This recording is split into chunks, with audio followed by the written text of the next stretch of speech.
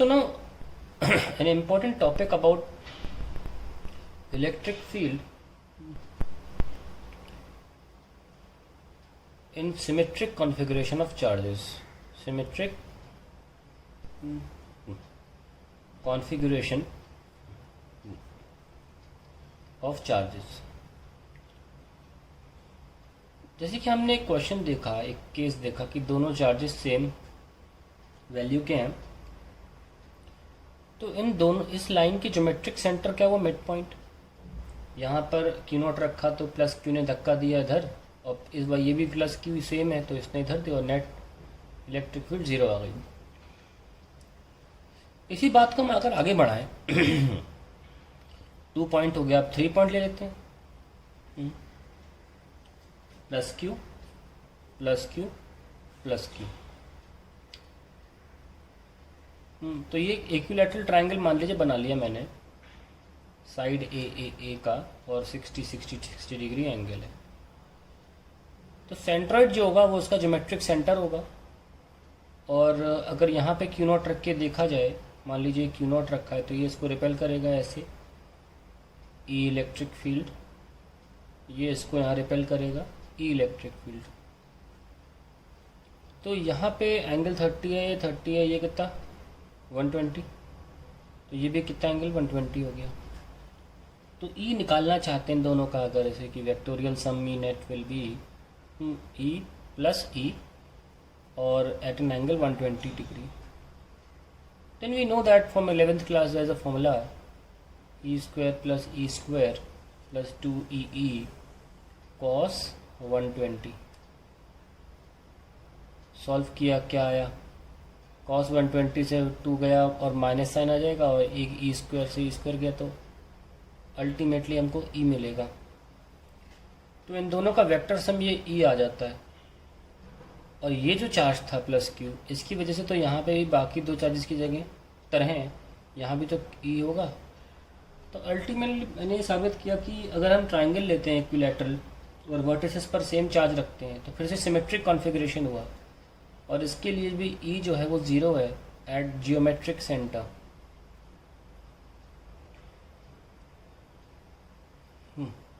Centre zero निकल के आया।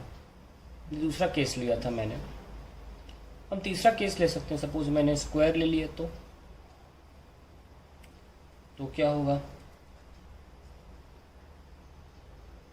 ये क्यू, ये क्यू, ये क्यू और ये क्यू।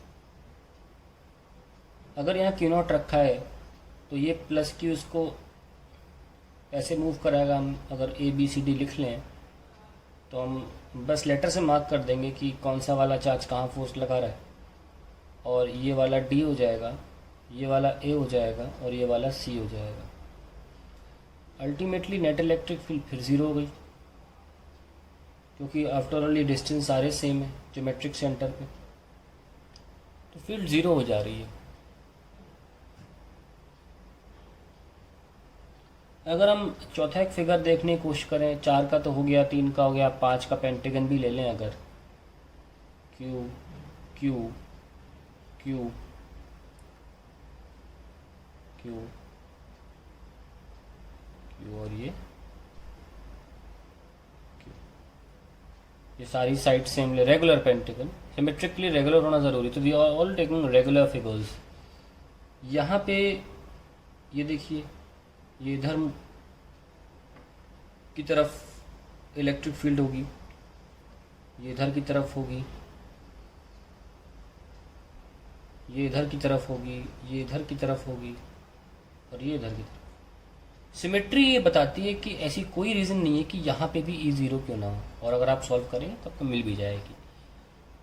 तो ultimately we are saying that if you have a symmetric configuration of charges, electric field at the geometric centre is zero. ये very important concept.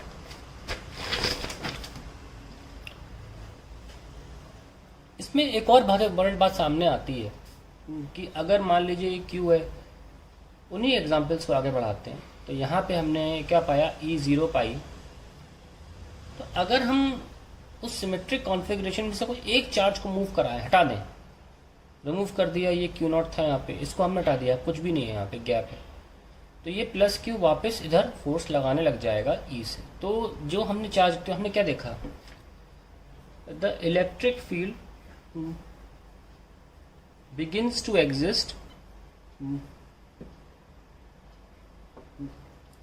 exist in a direction towards that charge which has been removed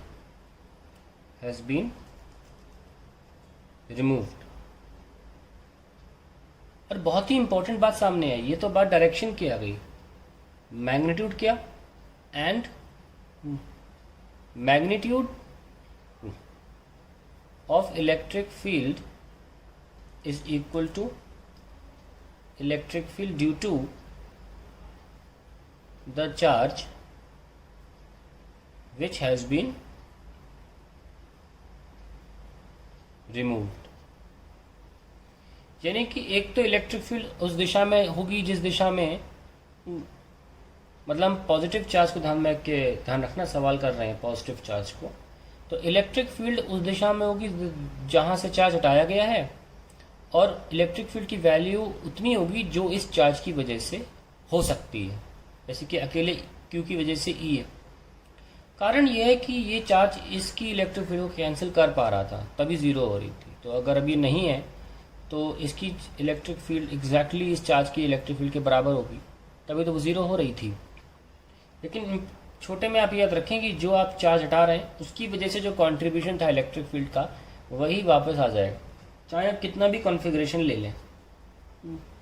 जो triangle हमने लिया था आप उसमें भी देखें, मान लीजिए ये क्यू है, ये क्यू है, ये हटा दिया, यहाँ होल हो गया, तो आप देख सकते हैं कि सेंट्रॉइड पर हमने जैसे ई और ये ई लिया था, तो नेट सम क्या था, ई, और अकेला यहाँ जो चार्ज था वो भी तो ई कंट्रीब्यूट कर रहा था।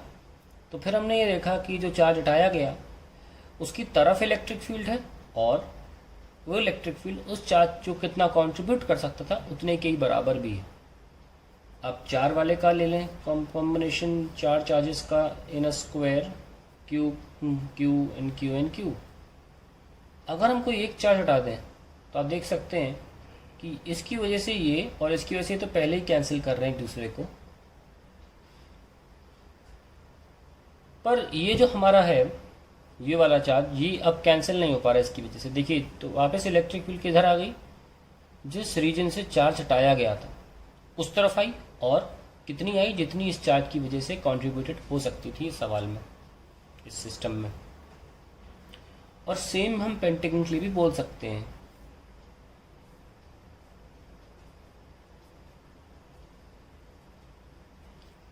कि अगर हमने एक, अब हम ये करने के बाद डायरेक्टली बोल सकते हैं कि अगर आपने यहाँ से चार्ज हटाया तो इलेक्ट्रिक फील्ड भी यहाँ होगी, और उतनी ही होगी जितनी ये चार्ज कंट्रीब्यूट कर सकता था, यानी कि ई।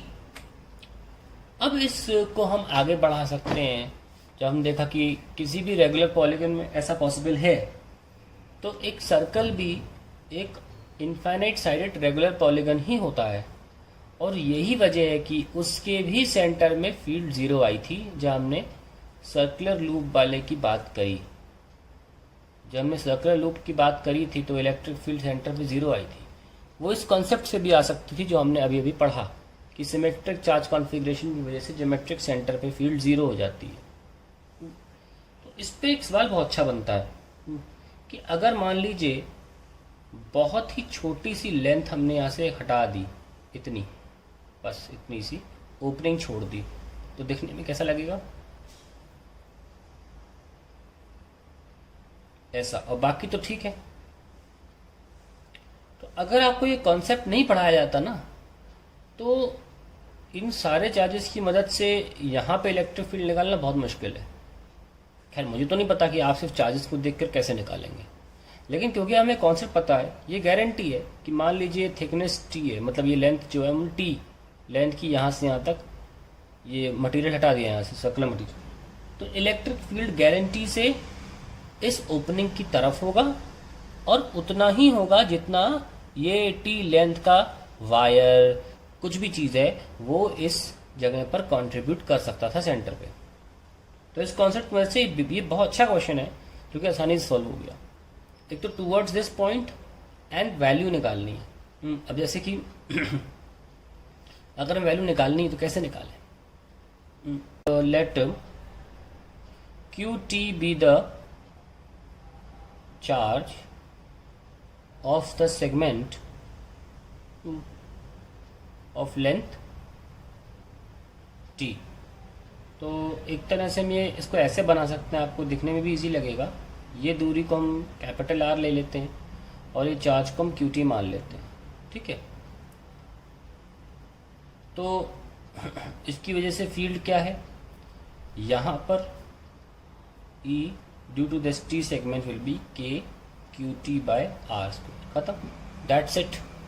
अब हम इसमें बस क्यू टी निकाल सकते हैं कि भाई मान लेते हैं कि पूरे ये लेंथ कितनी है, 2 पाई आर है ना, 2 पाई आर की लेंथ पे चार्ज Q है, तो T लेंथ पे कितना होगा, Q upon 2 pi R into T. तो यही तो चार्ज क्यू टी है, सिंपली सॉल्व हो गया। The question is K Q into T upon R square into 2 pi R. So बस दैट्स, और उसमें क्यू टी जो है वो तुम्हारा मल्टीप्लाई हो रहा है ऑफ द लेंथ टी। इसको आप ठीक से लिखना चाहें तो लिख सकते हैं के Q t upon 2 pi r cube. Very important expression for this question. So that ends the discussion over electric field due to symmetric charges या symmetric charge configuration.